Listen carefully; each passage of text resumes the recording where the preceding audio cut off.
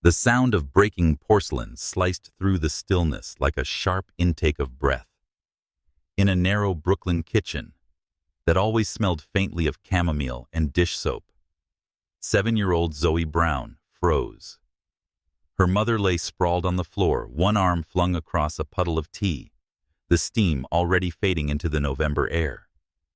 For a moment, Zoe simply stood there, unable to move, her small chest rising and falling too quickly. Then, she remembered what Mama always said. If something bad happens, call Uncle Ryan. Her fingers were trembling when she reached for the phone. She found the name, pressed the green icon, one number off.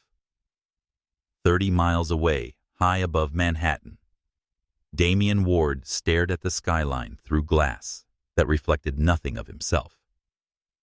The penthouse was silent, all chrome and order, as if emotion had been deliberately erased from its walls. He was halfway through deleting another voicemail when his phone vibrated, an unknown number. He almost ignored it. Then a tiny voice, raw and cracking, whispered, "Sir, my mom fell. She's not waking up. Please help." The world stilled. Damian swallowed the practiced distance in his tone, cracking. "Where are you, sweetheart?" "I don't know the street." "There's a red door. Jimmy's tools." He didn't ask more. No protocol, no assistant, no ambulance. Only the primitive certainty that if he hesitated, someone would die. He grabbed his coat and keys, moving with the precision of a man used to controlling chaos. But this somehow felt different. There was no logic here, only urgency, only the echo of fear in a stranger's voice. 14 minutes later, his SUV skidded to a stop on a frozen side street. The building loomed old, brick, stoic, and weary. A red door. He climbed the stairs 2 at a time, heartbeat pounding louder than his footsteps. The apartment door was ajar. Inside, a child clutching a phone like a shield. "You came," she said the words, half question, half relief. "I did," he answered. She led him to the kitchen. The woman on the floor was beautiful, in a way grief might be, dark curls spread across the tiles, skin the color of bronze warmed by sunblood glinting near her temple. Damian knelt beside her, fingers pressing gently at her pulse. Faint, but there. "She needs a hospital," he murmured. Zoe's voice trembled. "Can you fix her? I can try." He lifted Elena carefully. She was lighter than she should have been, fragile in his arms, like something both precious and broken. The little girl followed, close coat, half-buttoned socks, wet from the melted ice outside. The drive blurred a stream of red lights and sirens in his head. At each turn, Damian felt the boundaries of his world shift. For years, his empire had been built on data-profit logic. Yet none of that told him why his throat burned when the child asked quietly, "Are you a doctor?" "No." "Then why did you come?" He hesitated, the city's glow flashing across his eyes. "Because no one else did." The words lingered in the air between them, an accidental confession. In the emergency bay, he carried Elena past the protests of nurses straight into triage. Authority radiated from him, the kind born of money and habit. But tonight, it was something else, something stripped raw. As doctors surrounded the gurney, Zoe pressed herself to Damian's side. He handed her a bottle of water from the vending machine, his own hands trembling when he unscrewed the cap. "She'll be okay," he said. "You promise?" "I do." And he meant it, though promises weren't part of his language anymore. When the doors closed on Elena's stretcher, the hum of machines filled the silence. Damian sat in the waiting area, the little girl curled up beside him. Her hair smelled of lavender and fear. His own reflection in the polished floor looked foreign, barefoot in $1,000 trousers, a streak of blood on his sleeve. He remembered another night long ago, another body on cold tiles, another phone that rang too late. He hadn't answered then. He hadn't saved anyone. Hours passed. The nurse finally emerged. "She's stable." Concussion, dehydration. She'll wake soon. Zoe exhaled so deeply her shoulders shook. Damien only nodded, though something inside him unclenched, slow and painful. When he followed the nurse down the hallway, he saw Elena again. Eyes closed, lips pale, an IV line, tracing light against her skin. For an instant, he thought she looked peaceful, as if resting in a world without fear. Then her eyelids fluttered. She blinked, confusion swimming into focus. Who are you? He opened his mouth, but words stalled. What could he possibly say? A wrong number. A mistake. A stranger who should have hung up. Before he could answer, Zoe burst into tears. Mama! He came. He really came. Elena's gaze shifted from her daughter to Damien. Gratitude. Uncertainty. Something else. A flicker of recognition, maybe. Thank you, she whispered. Whoever you are. He almost said his name, then stopped.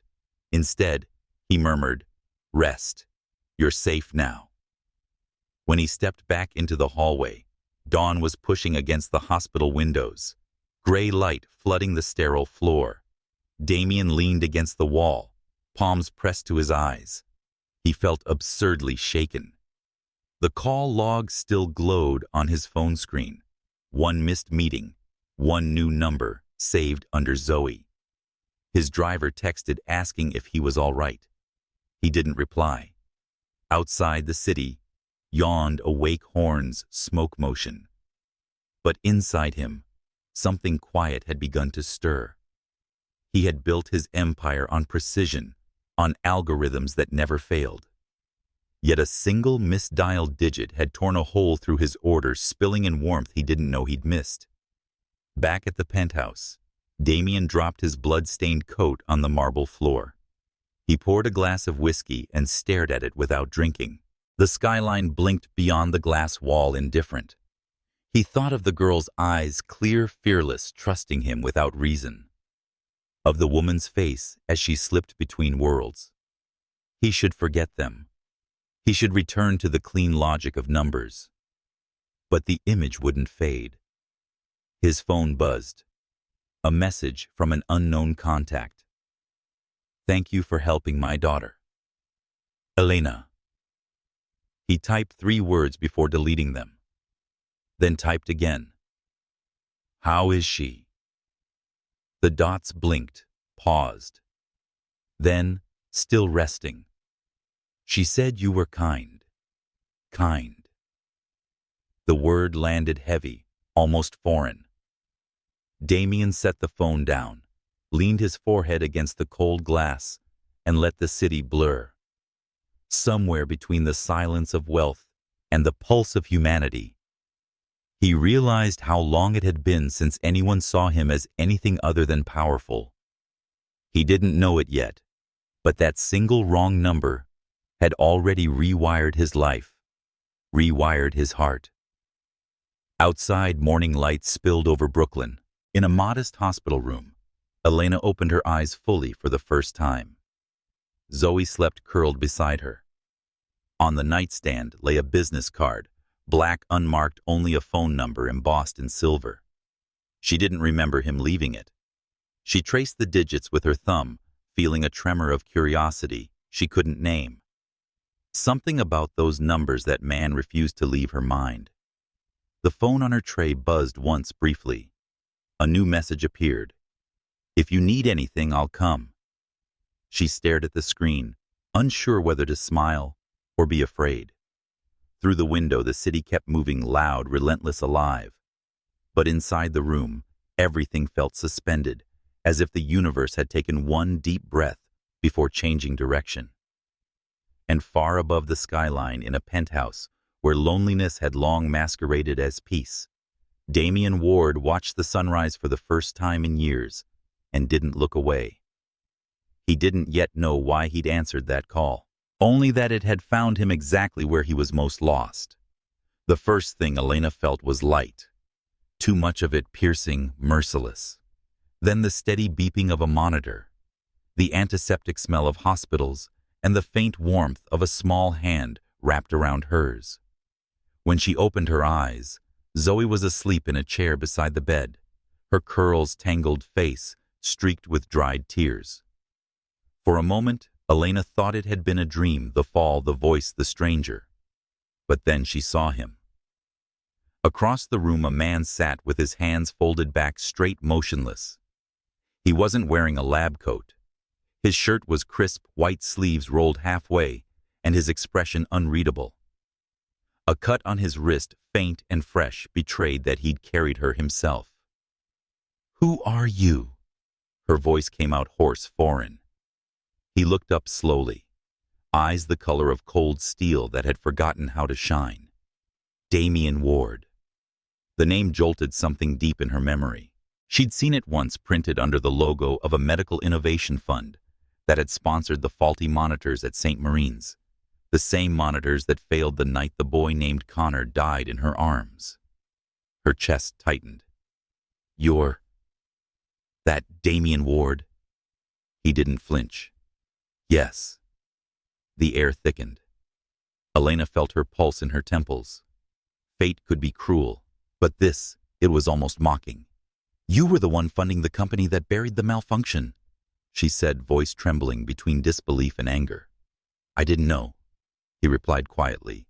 "I only found out later." "People died," she whispered. "And you? People like you just moved on." He didn't defend himself. He just looked at her, really looked as though he'd been waiting for someone to say exactly that. "I'm sorry," he said finally. The words were simple, almost too soft to believe. "If I could undo it, I would." Elena's laugh was small and bitter.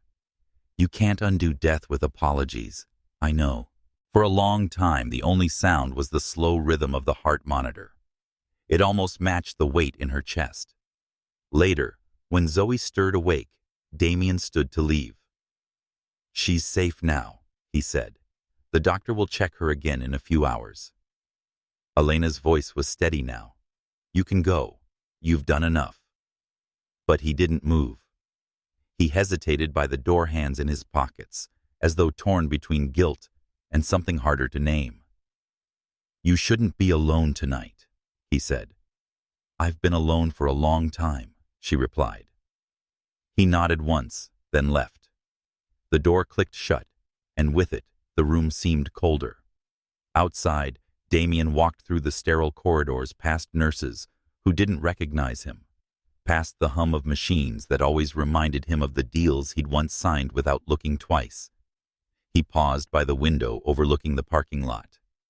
Snow had begun to fall, catching the orange streetlight in soft halos. He tried to tell himself it was over. He had done his duty. But her words followed him like a second heartbeat. People died.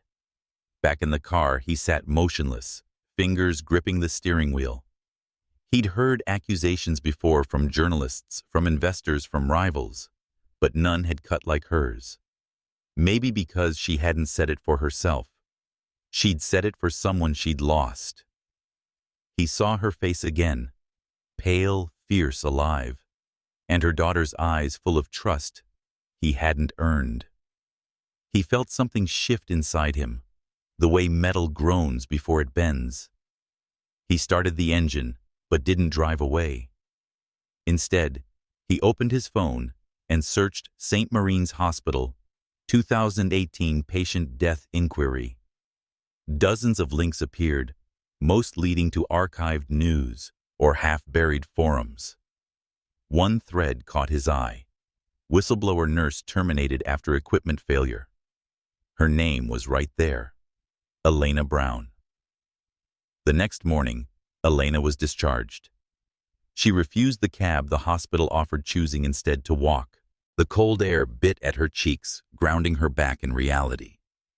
Zoe skipped beside her, holding her mother's hand. "Mama, the man who helped you," he said, "his car could fly." Elena smiled faintly. "Did he? Well, he didn't say no." Her daughter's innocence made something ache in her chest. She didn't know how to explain to a child that sometimes good men built bad empires, and sometimes bad men showed up when no one else would. As they reached the apartment building, Elena saw a black SUV parked near the curb. The engine was off, but the windows glowed faintly with morning light. She froze. He stepped out, dressed simply this time. Dark sweater, no tie snow in his hair. He held a paper bag. "I brought some supplies," he said quietly. "Gauze antiseptics. And something for your headache." "You didn't have to," she replied, suspicion threading through her gratitude. "I didn't do it for thanks." He waited patient as the snow. "May I come in?" She hesitated, then nodded once. Inside, the small apartment felt even smaller with him in it. Damien's eyes swept over the cramped furniture. The peeling paint, the calendar crowded with bills and reminders. It was the kind of life he'd never had to imagine. Zoe ran to the table, showing him her drawing.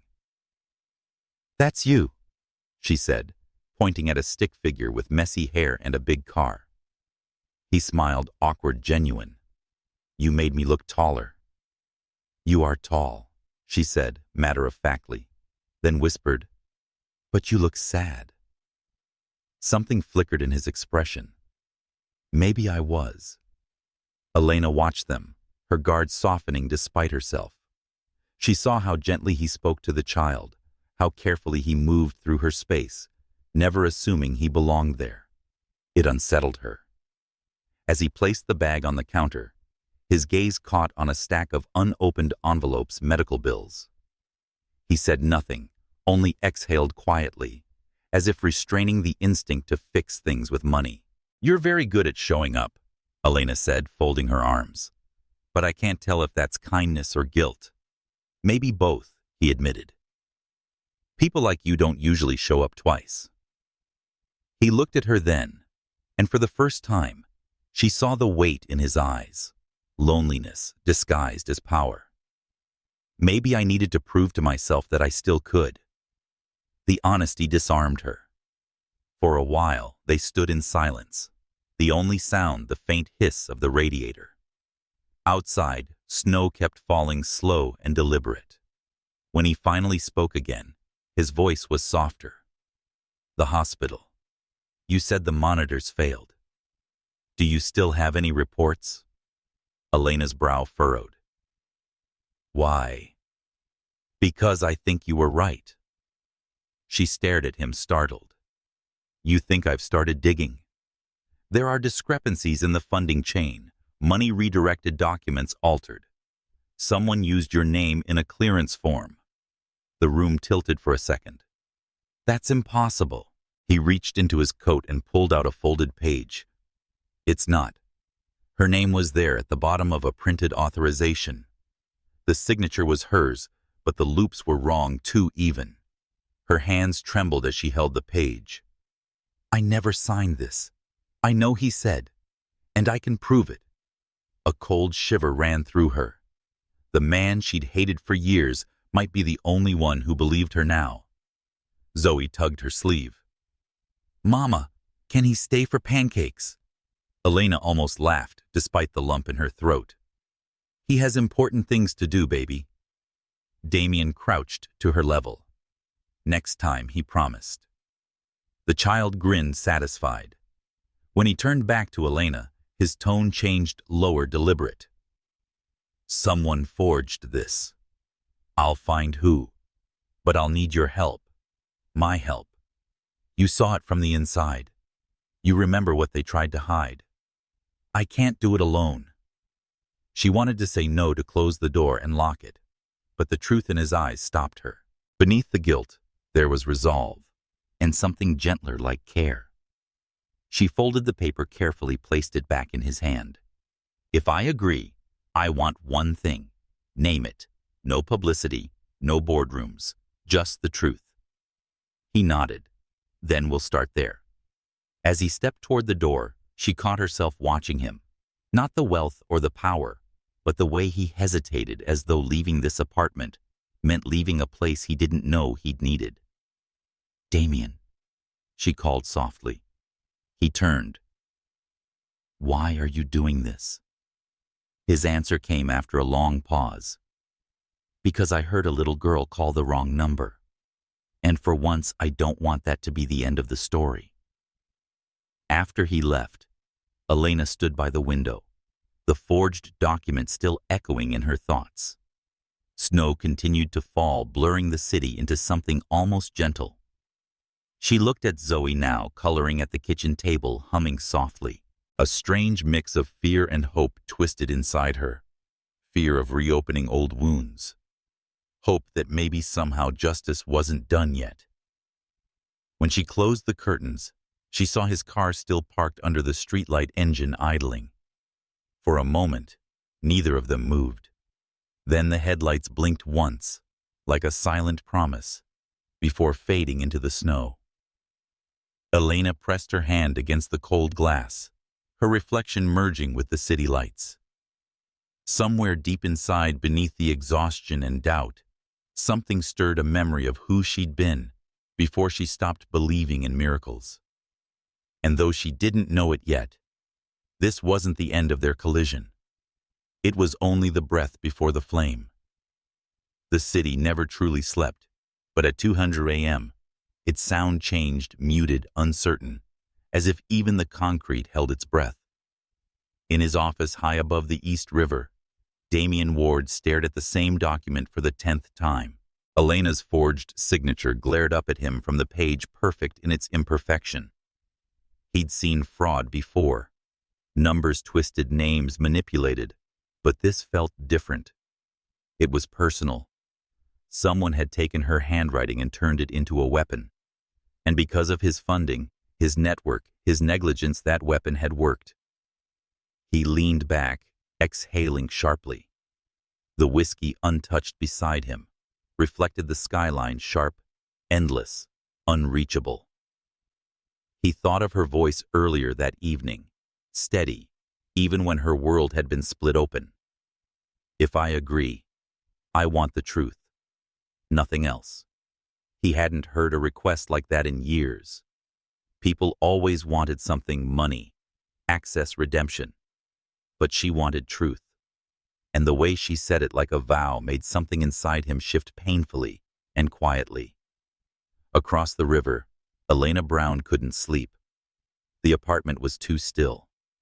She sat by the window with a blanket around her shoulders, watching the snowfall erase the city's edges. In the reflection of the glass, her own eyes looked older than she remembered, eyes that had seen a child die under the pulse of a broken monitor, and then watched her career vanish when she refused to lie. Now somehow the man whose signature had financed that entire system had walked back into her life. The irony stung like salt in an old wound. She closed her eyes and saw him again, tall, composed, but with something fractured behind his calm. She wanted to hate him, but she couldn't deny the way his voice softened when he spoke to Zoe, or the way his gaze lingered, not out of arrogance, but remorse. It was easier when villains stayed villains. He was making that impossible. The next morning, Damien stood before the window wall of his penthouse, phone pressed to his ear. "Jonas," he said, "I want everything on the St. Marine procurement chain. Every transfer, every board approval. And I want it quietly." The voice on the other end hesitated. "That'll cross legal lines, Damien. Then don't leave a trail. You're serious about this woman?" He ignored the question. "I'm serious about the truth."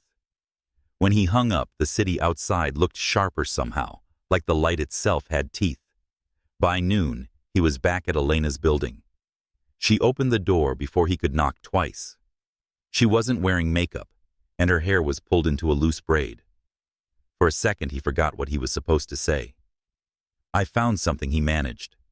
Her brows drew together. "Already?"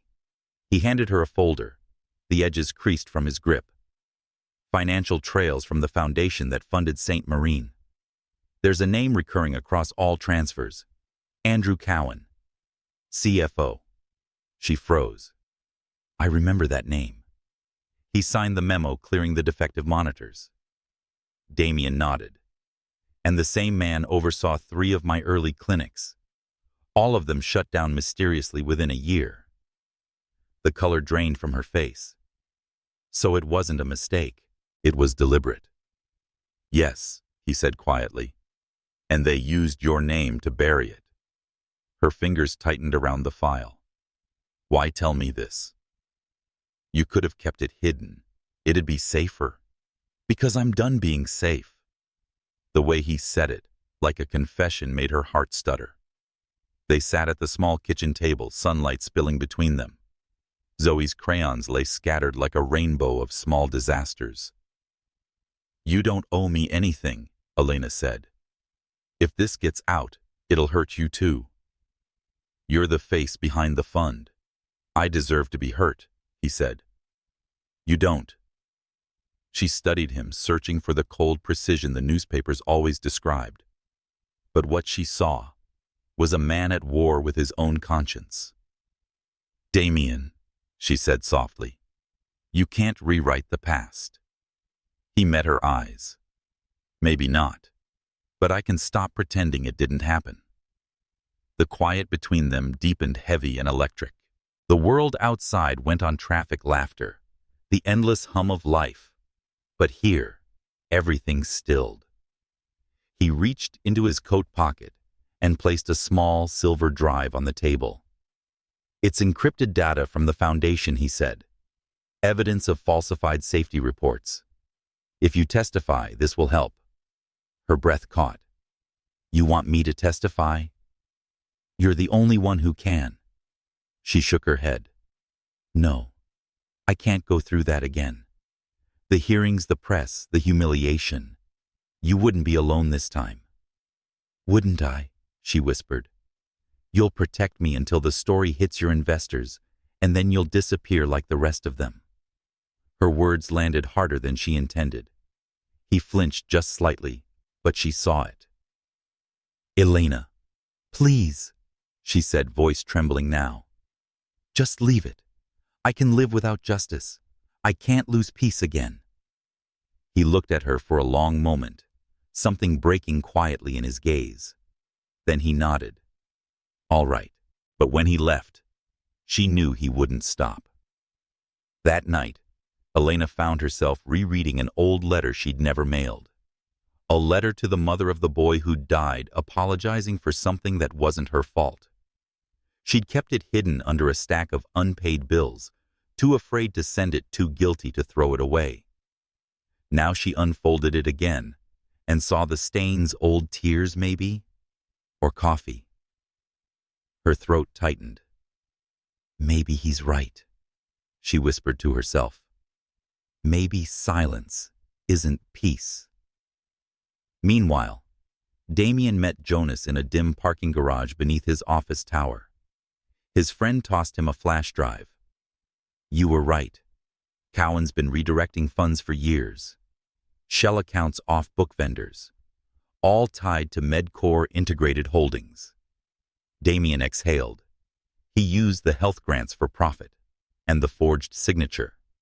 It originated from his department. He felt the fury rise, cold, deliberate cleansing. Then we bury him, quietly.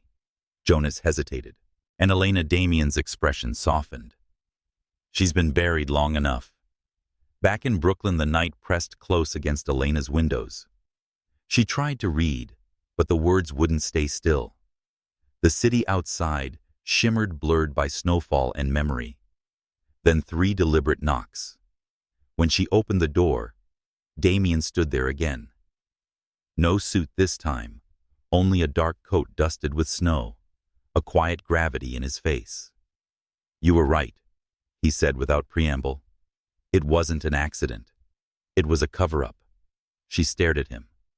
You found proof. He nodded, enough to bring them down. Her heartbeat quickened, not just from the revelation, but from the way he looked at her eyes full of fierce purpose and something dangerously close to tenderness. Why are you telling me now? She asked. Because it's your truth, he said. And because you deserve to be the one to speak it. Elena turned away, overwhelmed. You don't understand what that costs. I do, he said. Maybe not in the same currency, but I know what it's like to lose everything you thought was good in you. The words hung between them raw and trembling. When she looked back at him, there was no anger left, only a fragile kind of recognition. Two people shaped by guilt, standing on the edge of something that felt both dangerous and necessary. He stepped closer, his voice low. You don't have to decide tonight.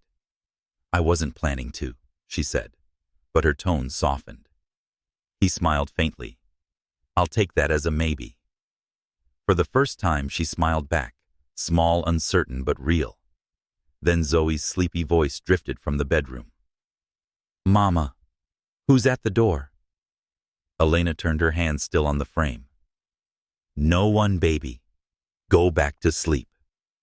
When she faced him again, he was already stepping back into the hall. Good night, Elena. She hesitated. Good night, Damien. The door closed softly, leaving her alone with the echo of his name. In his car, Damien sat in silence before driving off. He should have felt relief progress proof direction. Instead, all he felt was the quiet pull of something he couldn't rationalize. Maybe it was her courage. Maybe her pain mirrored his too perfectly. Or maybe it was simpler. She made him remember what it felt like to care, and that terrified him. He looked at the city lights ahead, countless windows burning like tiny promises. One of them belonged to her. And though he didn't know it yet, that fragile connection, the wrong number, the forged name, the truth buried under shame, was about to ignite something that neither of them could control. The smell of rain lingered in the morning air when Elena Brown woke. For a moment she thought she'd dreamed the night before the knock, the confession, the billionaire standing in her doorway with snow melting on his coat. But the folder still sat on the kitchen counter, heavy with truth, and the world didn't feel the same anymore. She ran her fingers along its edges as if the paper itself could burn. Somewhere in there were signatures, lies, bloodlines of corruption. Somewhere in there was the name of a man who had once written checks that cost her everything. And now that same man had promised to make it right. But promises were dangerous things. A knock startled her again. 2 sharp taps, the rhythm unmistakable. When she opened the door, Damien Ward stood there holding a brown paper bag and 2 steaming cups of coffee. His hair was damp from the drizzle, his coat unbuttoned. I come bearing peace offerings, he said. Her eyes narrowed. You realize you don't have to keep showing up at my door like a persistent ghost? I don't do ghosts, he replied. Too hard to negotiate with. Against her better judgment, she stepped aside. Fine, but only because I'm too tired to argue. The apartment was warmer than the last time he'd been there. A candle burned on the counter. Zoe's school bag sat by the door, a small universe of crayons and hope. Damien placed the bag on the table, pulling out croissants and a jar of jam. I wasn't sure what you liked. I like quiet mornings, she said. Then I'll whisper. She wanted to roll her eyes, but caught herself smiling instead. They sat across from each other, the silence stretching between bites of bread and sips of coffee. The kind of silence that wasn't empty, just careful. Elena studied him over the rim of her cup. For all his polish, there was something uncertain in the way he stirred his coffee, like he wasn't used to sitting still. Like control didn't know where to go when it wasn't running a company. You look uncomfortable, she said. I'm sitting on a chair that squeaks, he replied. And I'm not used to kitchens this human. She laughed quietly. Translation too small for your empire. Too real for it, he said. And for once, he wasn't joking. Something in his tone, soft, almost regretful, made her pause. What are you really doing here, Damien? He looked up, trying to understand what it means to fix something without buying it. Her chest tightened. That's not an easy lesson. I figured you could teach me. The words landed heavier than he intended. She turned away, pretending to tidy the counter. You think I'm some kind of moral compass? I think you know what loss looks like, he said quietly. And you still chose to keep living. That's rarer than you think. The air between them changed, no longer charged by confrontation, but by something gentler, rawer. She sat back down, meeting his gaze. You talk like someone who's already decided he's beyond saving. He smiled faintly. A fair assessment. Then stop acting like redemption is a business deal, she said. You can't balance guilt with generosity. His eyes flicked to her, sharp and unguarded. You sound like you've tried. She didn't answer. The truth was, she had. Every double shift, every unpaid bill, every time she swallowed anger for survival. It was all penance for that one night she couldn't save a child. They sat in silence again. Rain pressed softly against the window, and somewhere down the street, a siren wailed. Zoe's laughter broke the tension. She padded out of her room in pink pajamas, rubbing her eyes. Mr. Damien, she chirped. You came back. I did, he said, smiling. I brought breakfast. Does it have chocolate? He feigned a sigh. I knew I forgot something. Elena watched the exchange, something fragile warming inside her. It wasn't the first time she'd seen a man care for her child, but it was the first time it hadn't come with pity. Damien spoke to Zoe like an equal, gentle, curious, fully present. When the girl retreated to draw in her notebook, Elena turned to him. You shouldn't make her expect you. He nodded. I know. Good, she said. But her voice lacked conviction. He studied her for a moment, then leaned forward, elbows on the table. Do you ever miss it? Miss what? The work. The hospital. Elena hesitated. Every day. But not the silence that came after. When you tell the truth and everyone looks away. That's what I don't miss. Damien's gaze softened. Then maybe it's time someone looks back. The conversation deepened slowly, like light finding its way through fog. He asked about the boy, Connor. She spoke haltingly at first, out of anger, then necessity. He was 7, she said. Same age as Zoe. He had leukemia. The night it happened, I was covering for another nurse. The monitor failed. No alarm. By the time we realized he was gone. They called it a system glitch, but I knew better. Her voice cracked. I filed a report. They told me I was emotional. Then they erased it. Damien listened without interruption, his jaw tightening with each word. I'm sorry, he said finally, voice low. That boy deserved better. You did too. Her eyes met his. You were the man behind the fund. If you'd asked questions, then I didn't, he said, and I'll live with that. She looked away. So why now? He didn't answer immediately. When he did, it was almost a whisper. Because you remind me of who I was before I stopped asking. The room felt smaller, the air heavier. Elena stood needing space. You talk like a man who's suddenly discovered a conscience, but you can't just walk into people's lives and expect them to absolve you.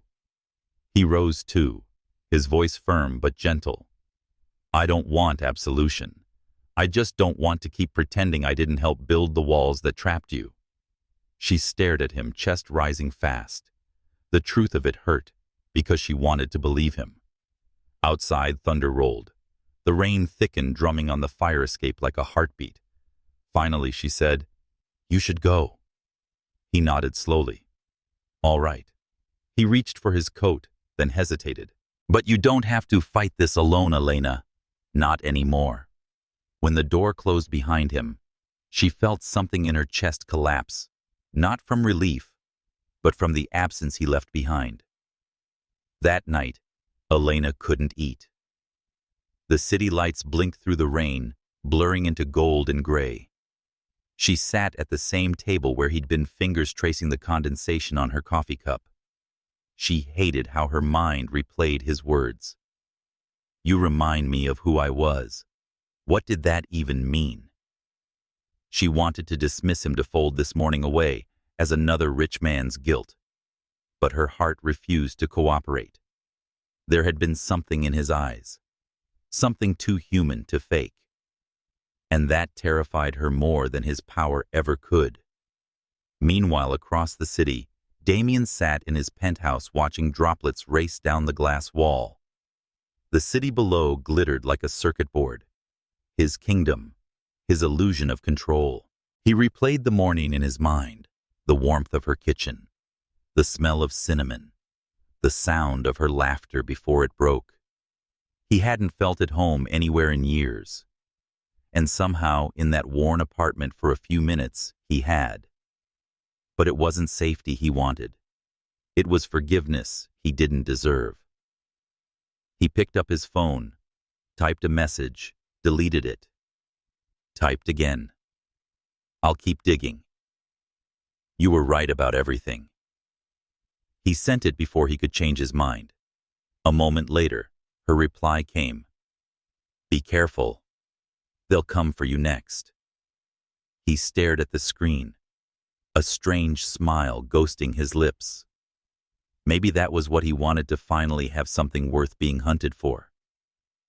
He closed his eyes, the echo of her voice drifting through the quiet, strong, wounded, alive. And somewhere between guilt and desire, he realized he'd crossed an invisible line. This was no longer about justice. It was about her. The rain didn't stop for 3 days. It pressed against the city like a secret waiting to be told. By the 4th morning, the streets were shining rivers of light, and Elena Brown had started to feel that same pressure inside her chest, the slow, rhythmic ache of something building, something she didn't want to name. Every time her phone buzzed, she thought it might be him. Every time it wasn't, she told herself she was relieved. And every time she told herself that she knew she was lying. Meanwhile, high above the skyline, Damien Ward stood in front of a wall of glass, watching the storm blur Manhattan into streaks of silver. His assistant had stopped asking if he was all right. The office had learned to stay quiet when his door was shut. On his desk lay the folder Elena had given him, the forged report, the falsified payments, the signatures that screamed betrayal. Next to it was something new, a sealed letter from Charles Whitmore, his mentor, and one of the oldest board members at Lucent Corporation. He opened it slowly, eyes tracing the neat, controlled handwriting. D, you're chasing ghosts. If you drag this into the light, you'll take the whole foundation down with it, including everything you built. People like Cowan don't fall alone. They make sure someone else breaks first. Damien exhaled, folding the letter with deliberate calm. His reflection in the window looked like someone else.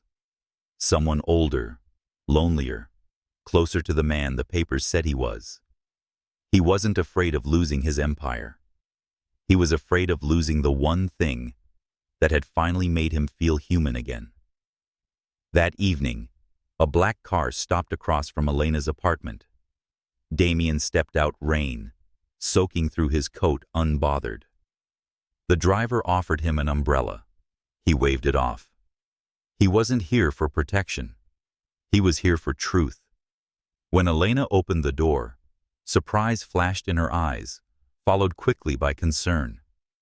You look like you've been walking through a war zone, she said. In a way, I have. He handed her a thin envelope. It's the audit trail. Cowan's been funneling funds through front companies tied to the Westwood Health Initiative.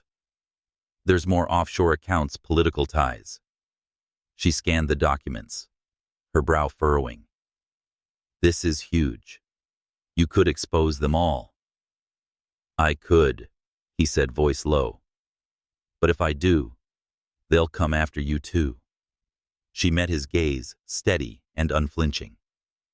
They already took everything from me once. What else can they take? Your peace, he said softly.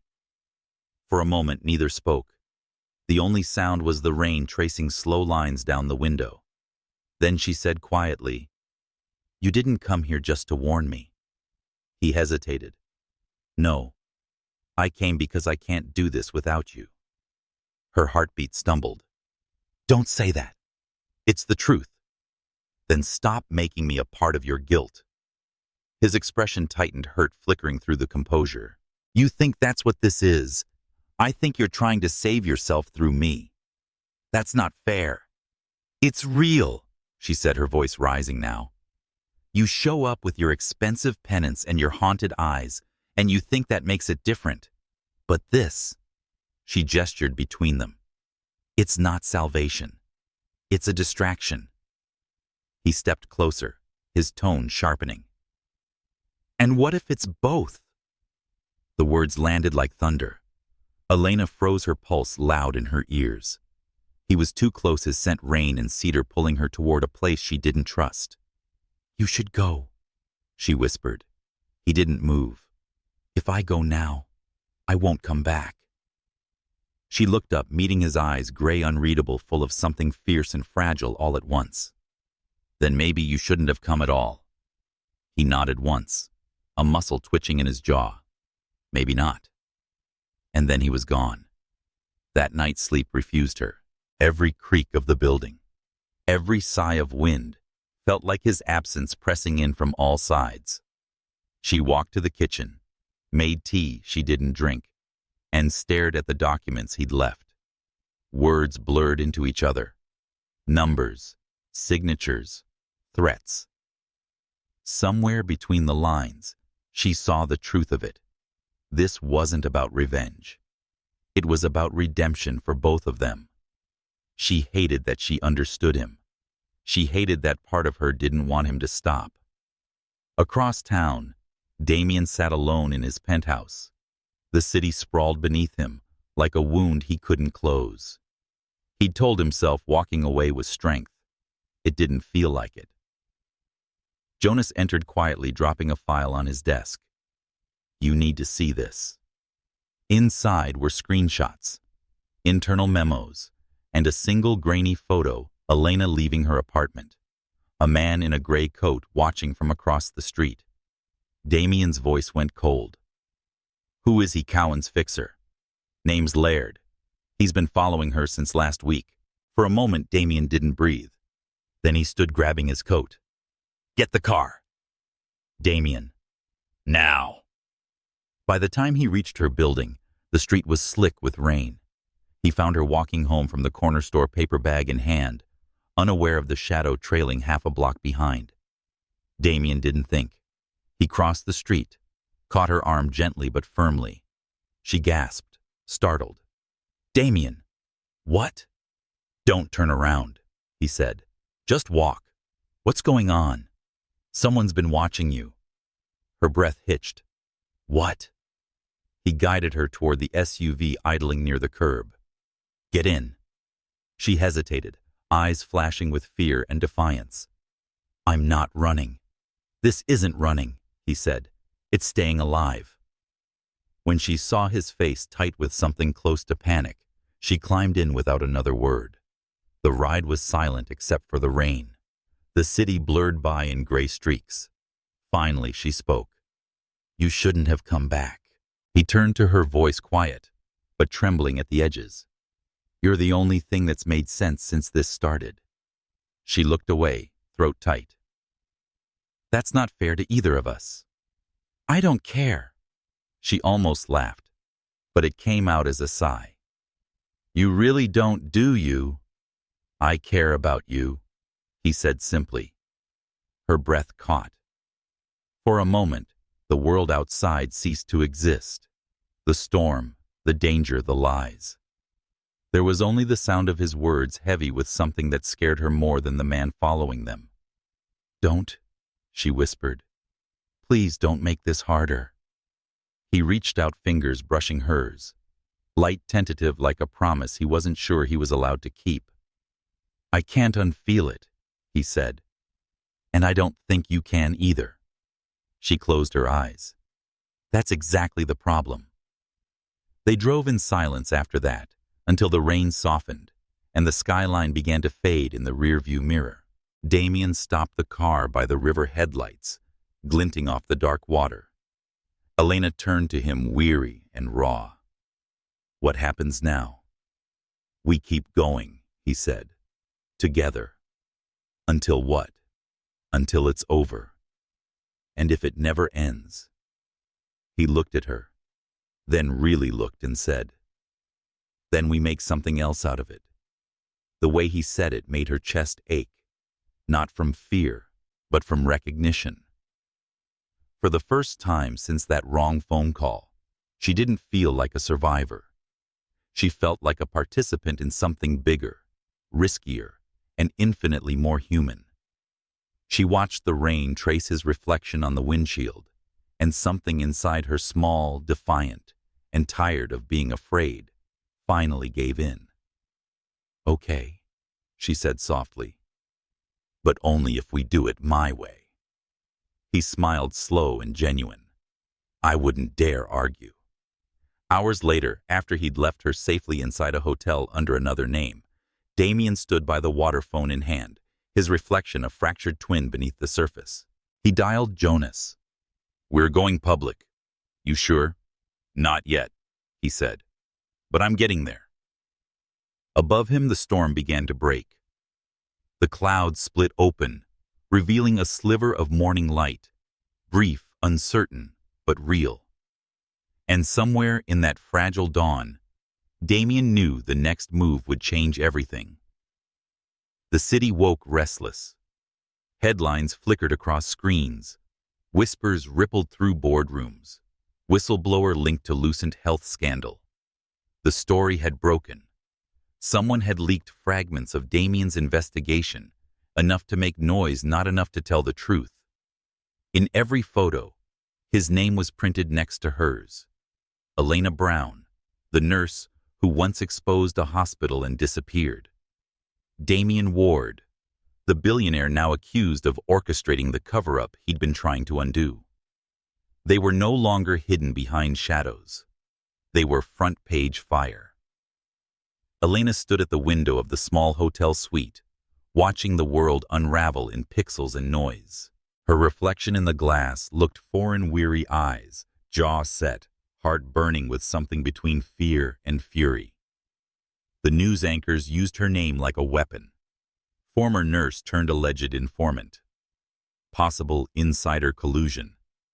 They didn't know her story, only the fragments men like Cowan had twisted. She switched off the television and whispered to the empty room, "I told the truth once, and it ruined me. I can't do it again." The knock on the door came soft, deliberate. She didn't need to ask who it was. When she opened it, Damien stood there in a charcoal suit, his tie undone, exhaustion written into the lines beneath his eyes. The rain from last night still clung to his hair. "They moved faster than I expected," he said quietly. "Cowan must have anticipated the audit." Elena crossed her arms. "You mean he anticipated you?" He didn't deny it. "They're trying to spin the story before we control it. If they discredit you, they already have," she cut in. "It's what they do best." He stepped closer, lowering his voice. "We can still fight this. I can take it to Whitmore, push for an internal review." "You think an old friend will fix this?" she said bitterly. "You built the system that protects men like Cowan." The words hit harder than either expected. For a moment, neither spoke. Then Damien said quietly, "You're right. I built it. But you're the one teaching me how to tear it down." Elena looked away, unwilling to let softness win. "And what happens when I fall with it?" His answer was immediate. "Then I fall with you." The silence after that was heavy, thick enough to touch. He took a small step closer, his voice gentler now. "You shouldn't stay here. They'll find you." "Where do you expect me to go?" "My place," he said simply. She stared at him. "You think hiding me in your penthouse is the solution? That'll just make the story worse." "I don't care about the story anymore." "That's because it's not your life they're trying to erase." Her anger broke into something raw, trembling at the edges. You don't know what it's like to lose everything because no one believes you. He took her hands, careful, deliberate. Then, let me believe you. Let that be the start. Her breath caught. Damien. I mean it, he said softly. You once told me you don't trust easily. I'm asking you to trust me now. She closed her eyes. His hands were warm, dangerous. I don't know if I can, she whispered. Then let me earn it. That night, she went with him. Not because she trusted him, but because she was tired of running alone. His apartment sat above the city like a fortress made of glass and silence. From the windows, the skyline glittered distant, untouchable. She stood by the window, her reflection layered over his world. You live in a palace, she said quietly, but it feels like a cage. He smiled without humor. That's exactly what it is. They didn't speak for a while.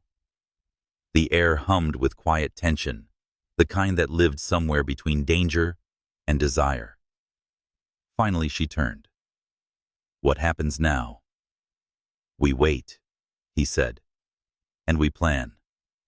You're calm for someone whose empire is burning. He shrugged. Maybe it needed to burn. The honesty in his tone unsettled her. Later, while he worked through files on his desk, Elena wandered through the apartment. Everything was clean, precise, sterile, the opposite of her life. No photographs, no clutter, no trace of warmth. She stopped at a framed architectural sketch hanging near the hallway, a children's hospital unbuilt. The corner bore his signature. She turned to him. You designed this. He looked up, surprised. Years ago. It was supposed to be the first facility under the Lucent Health Initiative. What happened? The board cut it. Too expensive. Too human, you mean? He smiled faintly, a ghost of something wistful. Maybe that too. She traced the glass with her fingertips. You could still build it. He studied her for a long moment. Would you help me? Her answer came softly. If the world ever lets me again. He didn't say it, but she saw it in his eyes. I'd build it just to prove it can. At midnight, a storm rolled in, thunder echoing across the skyline, rain streaking the glass walls. Elena sat on the couch wrapped in one of his oversized sweaters, while Damien paced by the window phone pressed to his ear. Jonas, tell me you have something. A pause. Then his face darkened. They've already moved the funds. Offshore. The trail's cold. Another pause. What about Cowan? Damien's jaw clenched. He's meeting with Whitmore tomorrow. That's sooner than we thought. He hung up, exhaling hard. Elena rose. What does that mean? It means they're preparing a fall guy. Maybe me. Maybe you. Her pulse quickened. Then stop. Pull back before it's too late. I can't, he said. Not after what they did to you. Not after what they did to Connor. The name hit her like lightning. She hadn't heard anyone say it in years. Connor the boy, whose heartbeat vanished in the middle of a shift, the reason she'd lost everything. Her eyes stung. Don't use his name like a crusade. He turned toward her eyes, burning with conviction. I use it because I remember. You made me remember. Remember what she demanded. That this isn't about money or headlines. It's about what we owe the people who trusted us and died because we didn't care enough to ask why. Her anger faltered. The storm outside cracked open with thunder. She whispered, You're not the man I thought you were. He stepped closer. Neither are you. The distance between them dissolved. When he kissed her, it wasn't soft. It was desperate, a collision of grief, guilt, and the fragile hope that maybe broken people could still find something whole together. For a moment, she let herself forget. Forget the noise, the danger, the world waiting to destroy them. But when they pulled apart, Reality returned in a single breath. "This can't happen," she said, voice trembling. "Why not?" "Because I don't want to survive another mistake." He looked at her chest rising and falling. Then, "Don't call it that." The thunder rolled again, drowning the silence that followed. They didn't sleep. He worked at the desk, while she sat by the window watching the rain fade into morning. At dawn, his phone vibrated. A message from Jonas Cowan's meeting rescheduled. Private location. Whitmore present. Possible handoff of evidence. Damien's pulse quickened. He turned to her. "This is it. They're moving fast." Elena frowned. "You're not thinking of going there." "I have to. You'll be walking into a trap." He gave a small, crooked smile. "Wouldn't be my first one." She rose, heart pounding. "Then I'm coming with you." He shook his head. "No, it's too dangerous." "So is trusting you," she said. "But here I am." For a moment, they stared at each other, the space between them thick with everything they hadn't said. Finally, he nodded. "All right. But stay behind me." She smiled faintly, sadness flickering behind it. "You don't lead this story anymore, Damien." "We both do." As they left the apartment, the storm broke into fragile sunlight, the kind that follows chaos, but never lasts long. Neither of them knew what waited beyond that day. Only that truth was coming for them both, and love, if it survived, would have to fight harder than either of them ever had. The morning was too calm, one of those deceptive silences the city gives before it breaks. From the back seat of the SUV, Elena Brown watched the skyline sharpen in the rearview mirror. Her fingers twisted the hem of her coat, nerves tightening with every turn Damien's driver made toward the riverfront district. Beside her, Damien Ward sat still, unreadable. The only sign of tension was the pulse flicking beneath his jaw. "You don't have to come in," he said quietly. "I'm not waiting in a car while you face the men who ruined both our lives." He looked at her then, just for a second. "I don't want you in their crosshairs." She gave a soft, humorless laugh. News flash. "Damien. I've been there since the first monitor failed." His lips twitched, the closest he could manage to a smile. "Then stay behind me. I don't take orders from billionaires." "I'll work on that," he murmured, and the corner of her mouth almost lifted. The meeting was set in an old marina warehouse by the East River. Its windows fogged the air thick with salt and old machinery. Jonas had warned them, Whitmore and Cowan private. No press, no guards. Too quiet to be real. Inside, the lights slanted through dust. Footsteps echoed on concrete. Damien's reflection flickered in the dull glass of a decommissioned boat hull, a ghost of the man he used to be. Clean, controlled, untouchable. Now he looked like someone who'd been stripped down to truth. Cowan stood near a long steel table, hands clasped behind his back. Whitmore was beside him, older, paler, with the nervous composure of someone who'd once believed money could hide guilt. Damien Whitmore began. "I told you not to come." "You did," Damien replied. "But you didn't tell me why." Cowan smiled, thin, reptilian. "Because there's nothing left for you here except reputation loss. Walk away, and we'll call this an accounting error." Damien stepped forward, slow, deliberate. An error doesn't forge signatures. It doesn't bury dead children under balance sheets. Elena stiffened behind him, the words hitting too close. Cowan's gaze flicked to her. Ah, the nurse. The martyr. His tone was venom dipped in charm. "You should have stayed gone, Miss Brown. We could have kept your name buried with the rest of the noise." "Children aren't noise," she said. Her voice was steady, but her hands were trembling. They had names. They had mothers who never stopped asking why. Cowan laughed, short and sharp. "Idealism. It's cute." Damien's voice turned to steel. This ends today. Cowan turned his attention back to him. You don't get to play hero ward. You signed off on those budgets. You funded those departments. Their blood's on your hands too. Damien didn't deny it. He only said, then I'm here to clean it. Cowan's smirk faltered. You can't buy your way out of this. I'm not buying anything, Damien said. I'm burning it down. Whitmore intervened, voice low and shaking. Damien, stop. You don't understand. This is bigger than Cowan, bigger than Lucent. There are people, real power behind those accounts. You expose them, and you'll bring the whole system down. Good, Damien said. Good. Maybe the system deserves to fall. Whitmore looked at him like a man seeing a stranger. You used to believe in control, in order.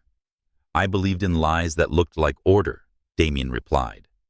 A long silence followed. Rain began tapping against the windows again, slow, rhythmic, like a clock running out. Then Cowan spoke almost lazily. You think you're saving her, he said, glancing at Elena. But when this hits the press, they'll crucify you both. Billionaire and the nurse, romantic scandal, corporate betrayal. They'll call it an affair built on pity. Elena's breath caught. Damien didn't flinch. Then let them call it what they want. Do you love her that much? Cowan asked, mocking. Damien didn't answer. He didn't need to. The silence was answer enough. Cowan's smile turned cold. Then you're already dead. The next moment unfolded in fragments. A sudden movement, Cowan reaching into his coat. A flash of metal. Jonas's voice over the earpiece. Damien hadn't realized he still wore. Damien, get out now. Elena shouted his name, instinct pulling her forward. Damien caught her wrist and shoved her behind him as the gun came up. A single shot cracked through the warehouse. Glass shattered. Birds scattered into the gray morning. Then silence.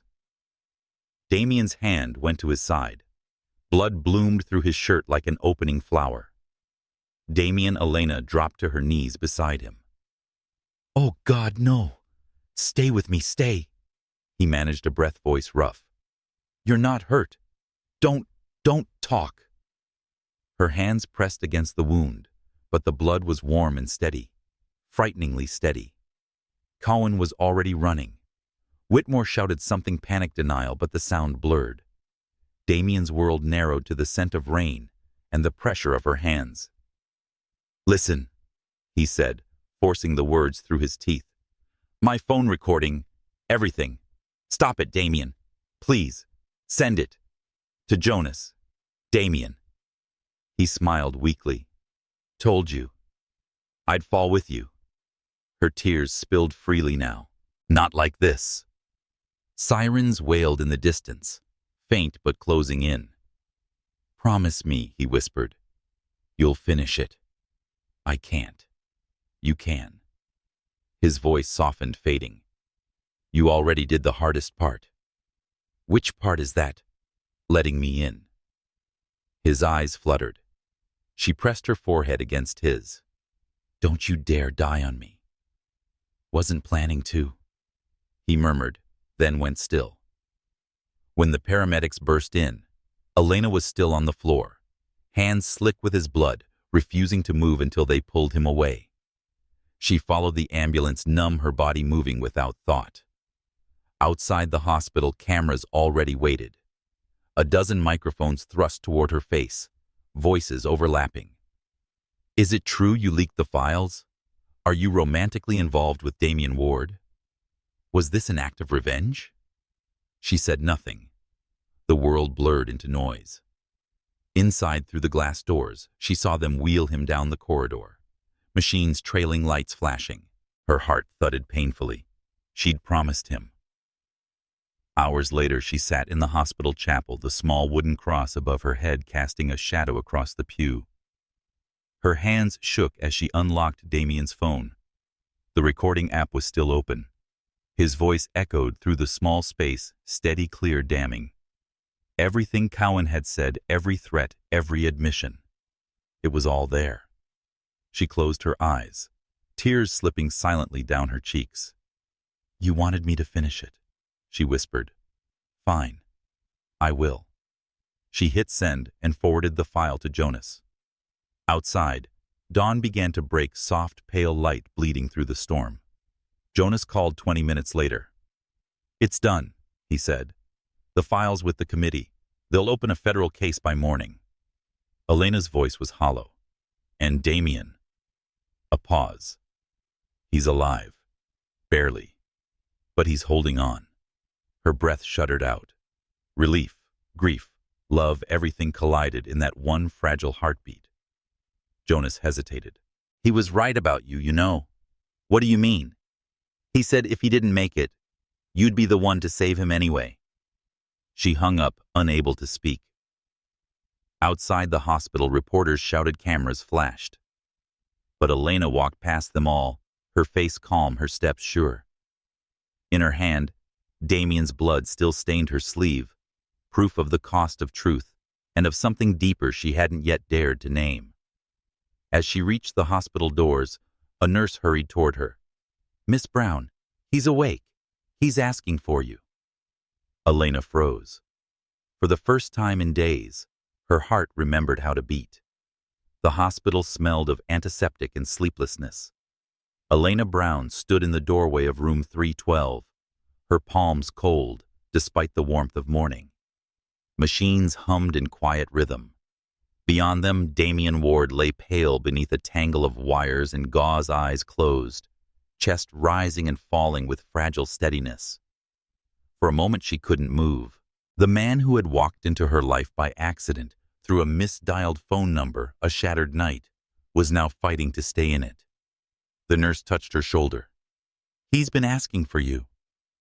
Elena nodded, her throat too tight to answer.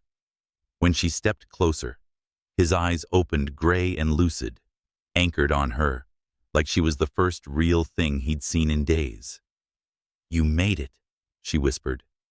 His voice was rough, but his smile was intact. "You sound surprised." "I'm relieved," she said, "and furious. In that order." He chuckled weakly. "That's fair." The sound cracked her composure. She reached for his hand, hesitant, careful, and when his fingers curled around hers, something inside her finally exhaled. The world outside was burning. The leaked recording had exploded across every network within hours. Lucent health scandal. Deepen's CEO's secret meeting exposed. Cowan was arrested. Whitmore resigned. Stock markets trembled. Lawsuits ignited. And through it all, Elena's name reappeared, not as the disgraced nurse, but as the woman who told the truth twice and nearly died for it. Still, she refused interviews. She stayed by his bedside instead, the two of them suspended in that fragile space between recovery and reckoning.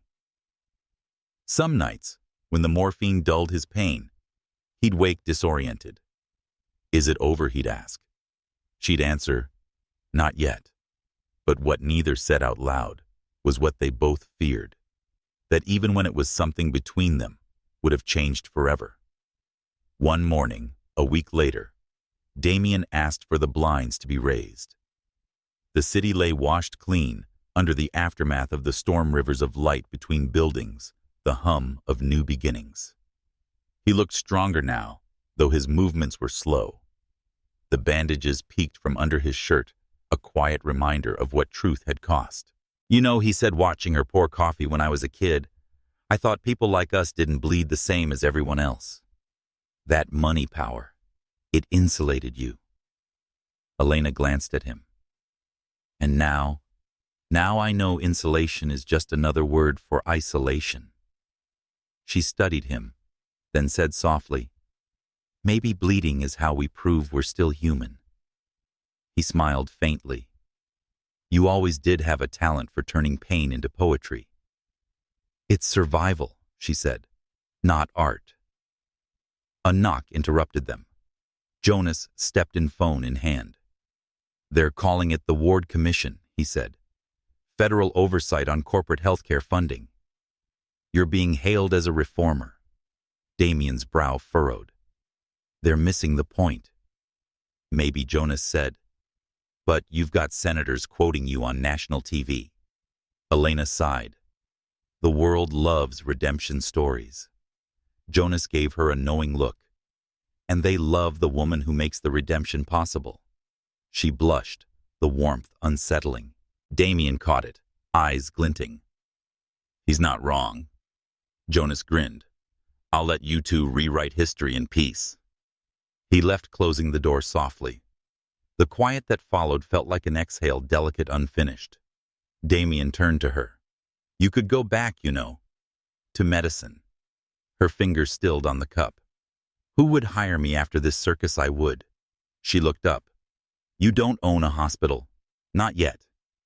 Damien. I'm serious, he said.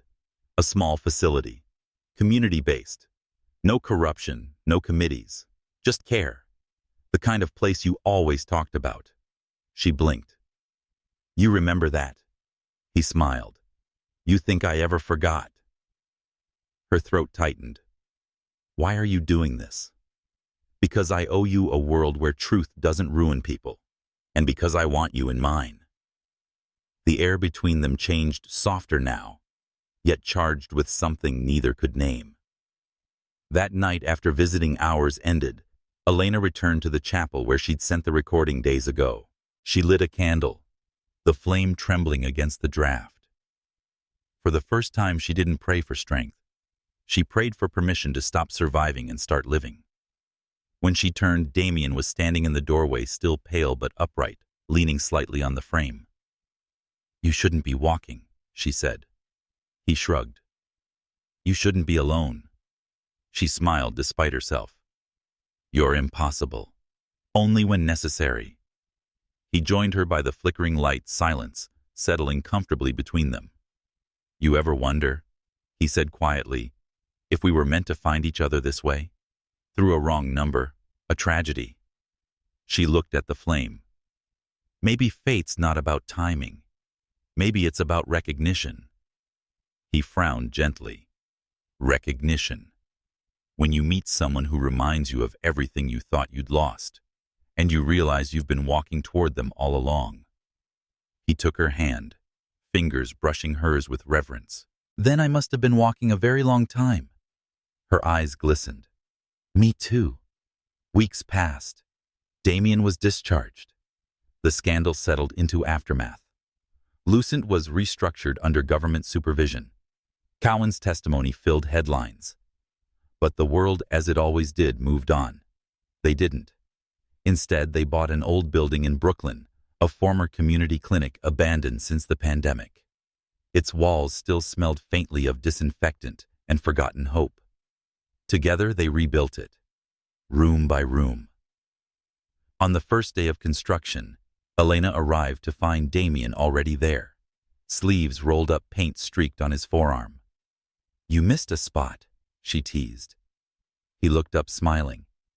You missed me. She froze, then laughed softly. You're getting bold, Mr. Ward. Maybe I'm finally learning something from you. Like what? How to live without fear. She looked at him for a long moment, then said, Fear keeps us human, but love, that's what makes it worth it. He stepped closer, voice low. Then let's build something worth the fear. And he kissed her. No desperation this time. No guilt. Just warmth, steady and real, like the promise of a sunrise after a storm. Months later, the clinic opened. Children laughed in the waiting room. Nurses in bright scrubs moved like color through light. A small plaque by the entrance read, The Connor Brown Children's Health Center, founded in memory. Built on truth. Reporters came. Cameras flashed. But Elena didn't speak to them. She didn't need to. When one journalist asked Damien how it all began, he said only a wrong number. And the right person on the other end. Elena overheard it from the doorway, her heart swelling. That night, long after the clinic lights dimmed, they stood on the rooftop, city lights shimmering around them. The air was cool, peaceful. Elena leaned her head on his shoulder. Do you ever think about what comes next? He smiled.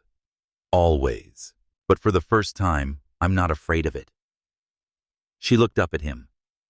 You're different now. So are you. Maybe that's what love does.